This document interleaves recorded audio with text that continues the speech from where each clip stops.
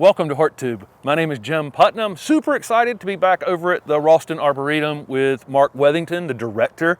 We've had Mark on a couple times, or 2 or 3 times now, and I was not that long ago on one of your videos about the same spot that we're gonna film today. Yeah. Oh well, and that's a popular one. Your folks came over to see you. Oh, good. I'm glad. I enjoyed that format, and I didn't have to plan it. I didn't have to record it, and I didn't have to edit it. Right? There you go. Right. There you go. So this is the Asian Valley, is what this portion of the Arboretum's called. Correct. Right? Correct. Okay. Go ahead. Well, I was just going to say, we call it that because we're bringing in plants from Asia to evaluate. That's what we do, and really many of our landscape plants are, originally come from Asia, the camellias and azaleas and those kinds of things. And most of the things that are in here, though, play nice. I mean, we're not talking about... Right. We're very careful, and that's part of why we evaluate plants here at the Arboretum. Right. We're part of NC State University. We work with weed scientists and pathologists, and so we're very careful about what we bring in, but we also watch it for many years so that we know what it does before anything gets released. Nice.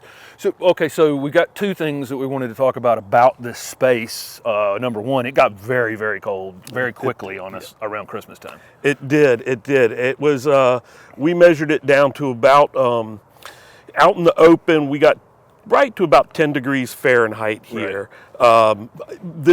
Much of this is under high shade, which will generally give us 3 or 4 degrees of difference. Right. And a part of that event was also that it drove down it was warm the day before. It went to that very quickly. Not necessarily that the 10 is not. Most of these things 10 is not going to affect, but it could if it happened really quickly.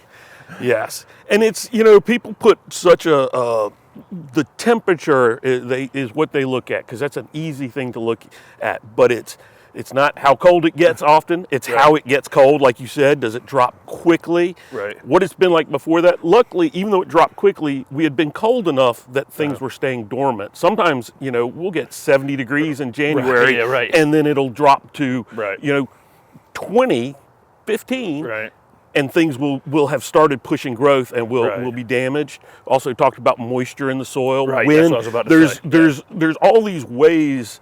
There's all these factors that change what 10 degrees this year, 10 degrees next year may be different. And established plants, and that's another thing. If a plant's 3 years old versus 1 year old, boy. Yeah, that's a big difference. And especially for some of the broadleaf evergreens, we love our palms and some of our oddball things, and that size makes a huge difference on those. Right. So this area is dry. This is an unirrigated space in a public garden. It's getting foot traffic. It's getting... this is a tough spot to put a plant and walk away.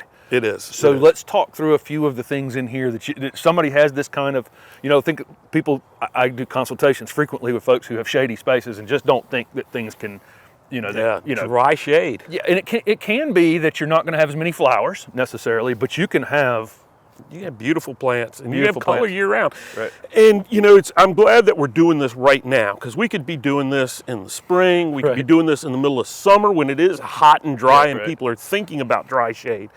But you come through in the winter, and you can see the things that look great in the winter, even after a cold event like this in the shade. And that's what I love. You can really get some great year-round interest. All right, one of my absolute favorite plants for dry shade or really sun or shade, almost anywhere in the garden, are Akuba. What's the old style called the gold dust plant. You see it with the little yellow speckles on the leaf. This is a really dwarf one, heavily splashed with yellow, called Saruga Benton. We get a lot of these Akuba from Japan.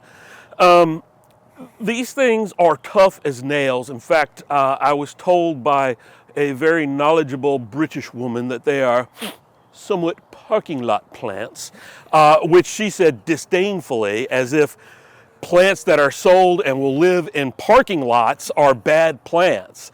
I love weird, unusual things, but if a plant will live in a parking lot, A+, that means nurserymen can sell it and homeowners can grow it no matter what they have. Unfortunately, there are very few Akuba that are regularly available in the trade, but there are just dozens and dozens of beautiful ones. Bigger ones, dwarf ones like this, and Akuba are male and female plants. So this is getting ready to flower. This is a male form, and so it'll have kind of maroon, typically flowers that are not showy but interesting. If you have a female planted nearby, they'll do their thing, and the female will have beautiful red berries on it. So you get a lot of color, and they're evergreen. This went through our cold snap, no damage on it, no damage on any of our Akuba. They're tough plants. It looks beautiful all winter, which I love. It looks great in the summer. And you can really put it in a dense, dry spot, dense, shady, dry spot, and it does perfectly well. So one of the plants that we frequently showcase on the channel are the cast iron plants. There's a lot of them here. A lot of them, yeah. Yeah. Yeah, it's a plant that I actually fell in love with here long before I worked here. There's another variety that I saw in the middle of August, and it was the most striking plant, one called Asahi with white tips. That's our absolute favorite. I talk about it frequently. Yeah.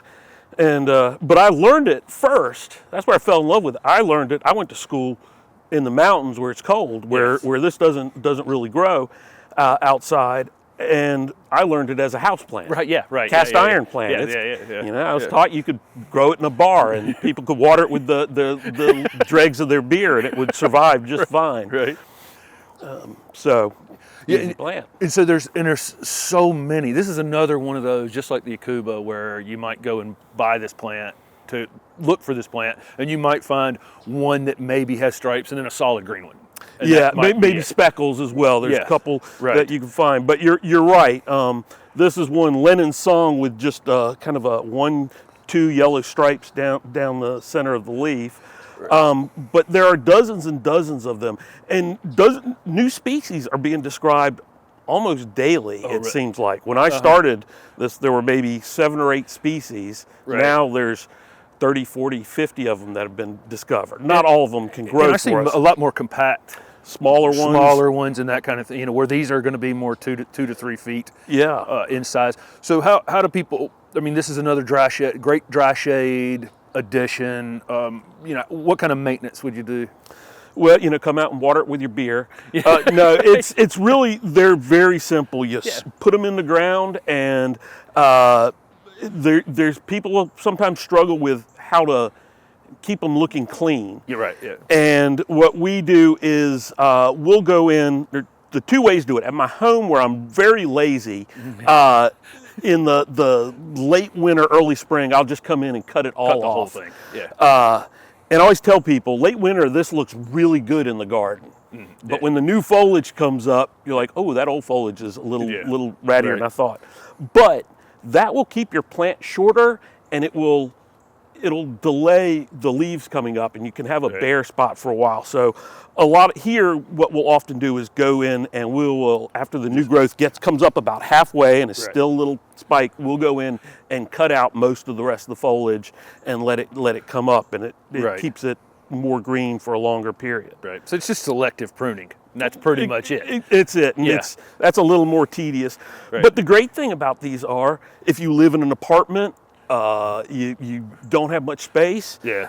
All of these that we grow outside, you can keep in a pot in your house. You can go away on vacation for a week or two and leave them, and you don't have to get somebody to come over and water the plant. It'll be just fine. Just as tough indoors as it is outdoors. It is. And some of these outdoor plants don't like to go indoors, but these, any type we grow is just as good or better indoors. One of the big groups of the big genus Carex has gone kind of wild in gardening in the last 2 decades, really. It's like nobody used any Carex, and now with that many, there's thousands of species, right? I mean, literally thousands of species. Tell us about this particular Carex. Okay, this is an unusual one. A lot of the Carex, they're grass-like plants. They're not grasses, but they're grass-like. And most tend to be smaller, really narrow leaves. But this is a really if I can get this out, broadleafed Carricks. So it's really showy, and you're seeing the really old seed heads on here, but when it flowers, it is pink. Yeah, It is shockingly pink and stays that way for a long time. Now, this is called Carrick Scoposa. This is a scape of flowers botanically. And it is one that was pretty recently introduced, and when people see it in flower, they flip out over it and they love it. And what I found is people have told us it's impossible to grow. They kill it all the time. And this is where, you know, us gardeners, we kill plants. We brag to each other about the plants that we kill, right? You know, that's, hey, I've killed more than you. I'm a better gardener than you. But this is where killing plants and watching them and seeing how they grow is really important. And it was a better gardener than me who told me how to grow this. This is a cool season sedge.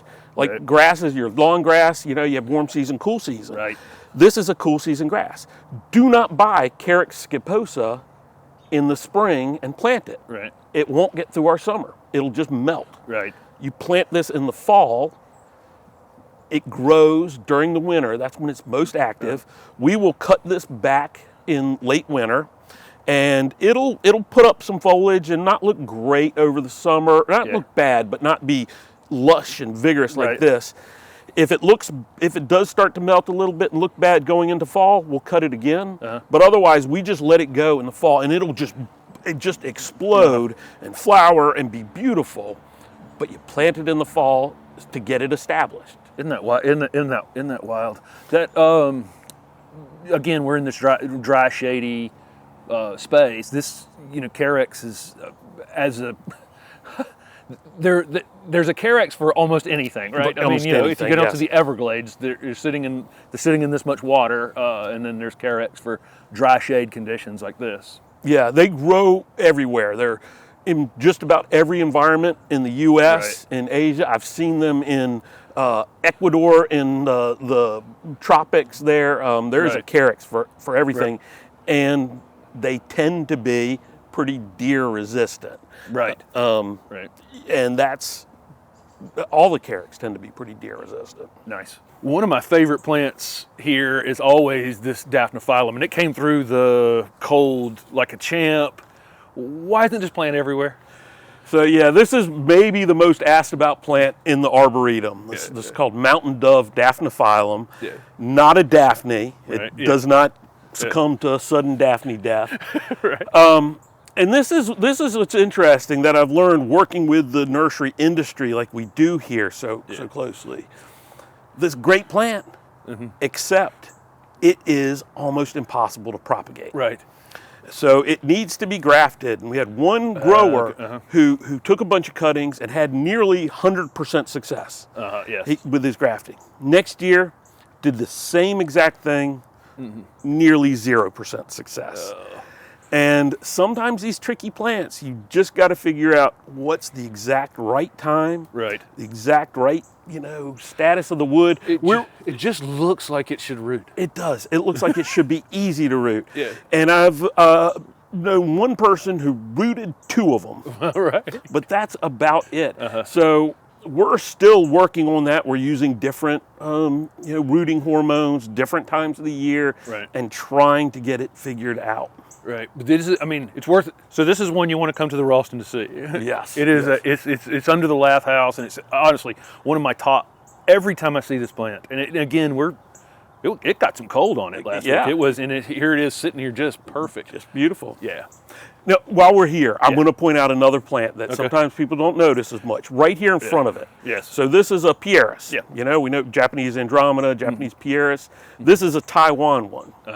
And we grew out a bunch of these, and they're all pretty similar, except this one, which we're going to put a name on, is the most fragrant Pieris we've ever come across. This particular one, it'll open little white bells all along these. These are all flower buds, and it is incredible when it's in bloom, late winter or very early spring. Just I've got a terrible sense of smell, and I can smell it all throughout this laugh house. Oh, isn't that And amazing? I noticed what it was because I was over here admiring the Daphne and Yes, thinking, what right. is that fragrance? So this is one that I'm pretty excited about because that fragrance is Nice. And another good shade, evergreen, tough. exactly, plant. exactly. Right. You know, and buds aren't hurt, the foliage isn't hurt Oh, after yeah. that temperature, no problem. One of the things that's truly unharmed everywhere I've seen it are all the Podocarpus, and which has kind of surprised me, honestly. Yeah, they had a reputation about not being terribly hardy long ago, and I'm not sure where that came from. Right. Because we find the Chinese podocarp to be just a phenomenal plant. Yeah. And it's one of those plants you can let it grow, it becomes a pretty big tree. Right, yeah. There are ancient ones I've seen in China with trunks, massive. But you can also shear it like a yew or Right. something and keep it small and tight and, make little cones or Right. ducks or whatever out of it if you want. They do that at Disney. Right, yeah. It's Oh, one yeah. of the plants Yeah, that they topiary into Yeah, all yeah. kinds of shapes. Yeah. And really the reason we have quite a few different ones, Yeah. the reason we have so many isn't because of their cold tolerance. Yeah. It's because I looked at them after the 2007 drought. We had a 100-year drought in 2007 for those who weren't around for that. And these were unharmed. Right, yeah, So really, shade, full sun, Yeah, right. they'll kind of grow another one of those plants that Right. grows anywhere. There, you'll see, all the upright green ones pretty available. There's some other slower growing, like Roman candle, the white varieties that are a little slower growing. I think some of the nurserymen have, I don't want to hold it for 4 years. Right, But they're exactly. definitely worth having. They're worth having. And some of there's some of those smaller ones. There's also some this is one that actually has red new growth. Now you see that better in Yes. full sun. Right. But also, if you shear this and keep it a little bit smaller, you get all that new growth that comes out. More- When it gets yeah. big, you get a little bit of new growth and not much of that red. But if you trim this down, and it's sold Right. under a few different names. Akame is what it's called in Japan, but Right. also called, I think, Royal Flush and Scarlet Flame, and Yeah, they may be slightly different ones. Yeah, right. Yeah, and what's the other? What's the other one stuff? Mood ring. Mood ring. Yes. Mood ring. Yeah. And I think mood ring is supposed to be a little bit more compact. Right. I haven't grown well, it for and long it's super narrow and upright at our place. It's young enough. But the funny thing, going down to Charleston, because these can be kept so narrow, and those old houses are so close together, it's like house after house after house divided by Podocarpus. And they're really excellent plants for screens. And and they can be just this wide. Yeah. You can shear them and shear them and shear them. And they're just as happy as can be like that. All right, so there's a couple things here that I find to be really tough as nails in these dry shade, conditions. And the one up here you'll get to in a minute is really quite a bit tougher than I think people think. But let's talk about the Sarcococa. Yeah, Sarcococa or sweet box, a few different varieties. Some are shrubby. Right. This is Sarcococa hookeriana, which is a lower ground covering plant. It'll spread. It's weirdly enough in the boxwood family, although it doesn't look like a boxwood and doesn't act like one, but just a really tough evergreen plant, spreads moderately, not too fast, but well, and enough to keep the weeds down, grows in dry shade, really doesn't like full sun. It'll kind of go off color in full sun. But about this time of year, and it's just starting, you may be able to see a few little spots with flowers. It has little white flowers, not showy at all, but they are super fragrant. And that's why it's called sweet box, is because it has that sweet fragrance during the winter, which is, there isn't a whole lot. What's fragrant during the winter is very fragrant. And, the leaves on it, that's a problem with some of these low-growing perennials, is they get buried under wet leaves. This one will just pop up through it in the spring and not worry about it at all, which I like. And mostly we don't touch it at all. if it starts to get, some of the older foliage starts to get a little ratty, you get some brown tips, and you're like, I could clean this up. You run over it with a lawnmower, boom, it'll in late winter, and then it'll pop right up in spring and look great. And there's several species that all work well in the garden, from ground covers to here to Some pretty good sized ones, and yeah, they're all fantastic. Most will have little black fruits on there. Again, not super showy, but during the winter, to have that nice evergreen plant with a great fragrance is invaluable for the shade garden. Another one of those plants that I find that doesn't necessarily wet feet when it's first planted. So like on this little bit of slope right here, a little bit of slope and some dry shade, and solves a problem, honestly. It really does. It's great for kind of holding some soil. I use it a lot. I've got a sloped woodland, and I use this along the edges of pathways, kind of to define the pathways, but also to keep it from soil or anything from moving down into my paths. So this is Marvel Mahonia. This is Marvel Mahonia. So I know a good friend of the program is Buddy Lee, and now this isn't his plant, but it is a Southern Living Collection plant, and I know Buddy is intimately associated with that. And I remember I saw this at Cultivate, the big plant show in Ohio. It was in a pot in the kind of the new plants, and this was years ago. And I was so taken with this plant that I immediately pulled out my phone and called up Buddy and said, "Hey, are you at Cultivate?" He said, "No." I was like, "I'm seeing this Marvel Mahonia. I got to get one. I got to get one." And he sent us a few. So this probably is one of the ones that came from him. So, a lot of the new Mahonias that are out are narrow-leafed, soft-caressed, kind of things where they're very narrow-leafed, a little bit softer, not so, spiny as the old ones.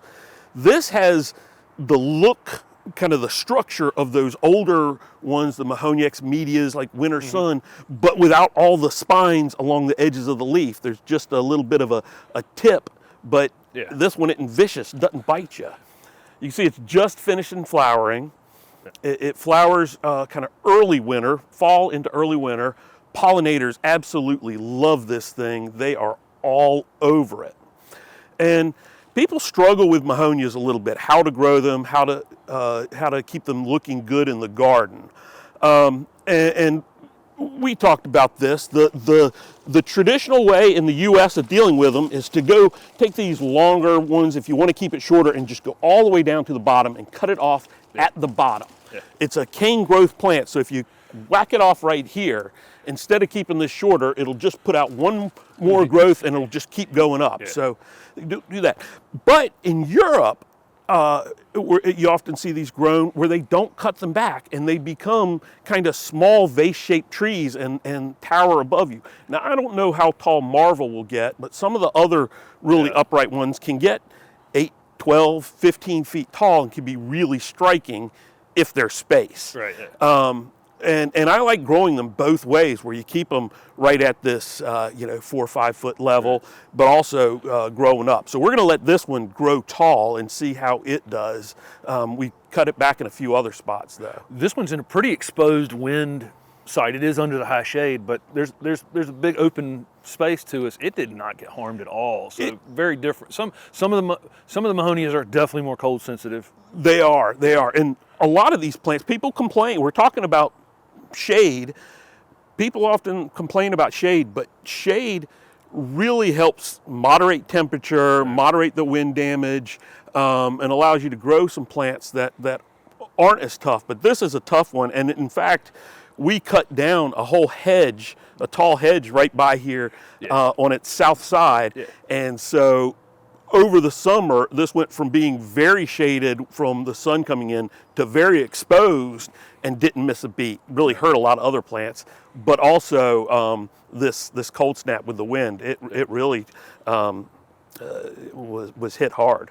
We're under the 2 live oaks that greet you at the main entrance on Barrel Road here, and underneath these 2 live oaks is a lot of the things we're talking about now, where you can have great plants in dry shade. Right. Yeah, and this in is January. And in January, and this is kind of a tribute to one of the great landscape architects. JC's favorite landscape architect, Roberto Burle Marx. If you look up his work, does these big, textural and color kind of sweeps and masses and designs on the ground. Right. We did it all with green, because Yeah, green is a color. Yeah, right. But plants that would look really fantastic pretty much all year round. There's some interesting liriopes. Liriope can actually be another one that can be interesting. There are other. Yeah, I mean, liriope can be great. Some of the clumping ones are really great plants. There's some giant ones back here. There's poet's laurel and palms and hellebores and lots of things, but a couple here that are really showing off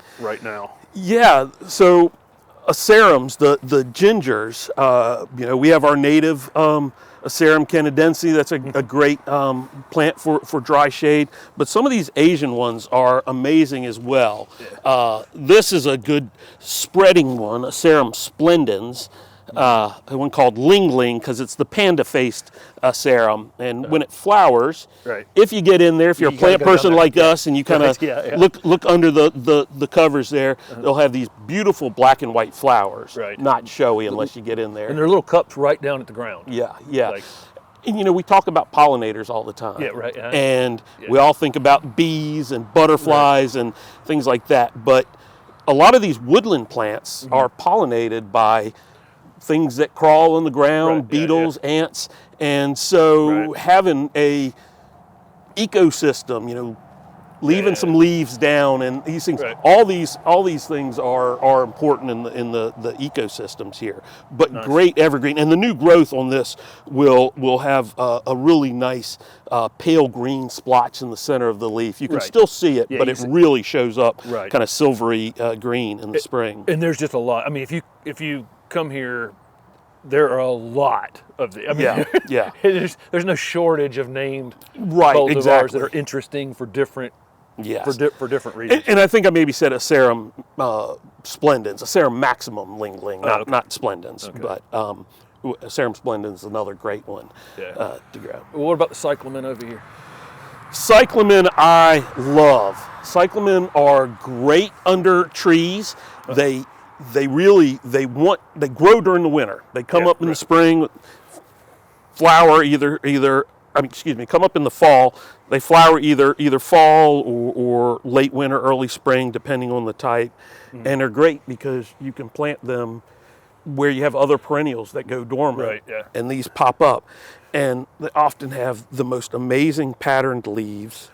These are not the least expensive things you're ever going to purchase. But it's one, you only need a little. You need a start. You need one, and they do spread in the garden, but they spread after they flower with those, the cyclamen, like the forest cyclamen, that looks like their petals are all blown backwards. Yeah. They'll form a little seed pod, and it'll coil up. You get in there and look. It's a little coiled stem with the seed pod, and that will kind of pop out and send seeds out, and ants will also move the seed, but the seed doesn't spread far because it's down low to the ground. So you just get these nice patches of plants, and you'll get all kinds of variation in the seedlings. So I just love them. I plant them everywhere in my garden where I have things that are going to go dormant. And if I have a nice patch, I'll dig up some of the really best looking forms, and I'll move them and see how they do. This group is a very silver-leafed strain. Here. It's always it's one of those things that greets you when you come in here in this time of year. Yeah. And all of these shades of green and gray, and they all look great. They all look great. They really do. Yeah. And this is what's important in shade is in the sun we tend to think of color. Strictly, but in the shade you think about textures, and you get the liriopes that are strappy leaved, and the acerums with the big round leaves, and ferns, lots of ferns, the cast iron plants and hellebores and heuchera and all these things that really provide variations in greens, but also textures. Right. Beautiful. Well, thank you very much, Mark. It's been a pleasure. Yeah. Again, these are the things we're showing you here are pretty tough plants. They're not always the most. They're available, but you go out and search for more variety out there's more of them out there than probably what you're seeing at retail. You are, and the thing is, if you go and you search these things out, and they become more popular, they become more available and cheaper. Some of the specialty things can be expensive, but they live a long time, and most everything else we buy decreases in value. These just increase. Well, that's true. That's true. So thank you very much. Thanks for watching, guys.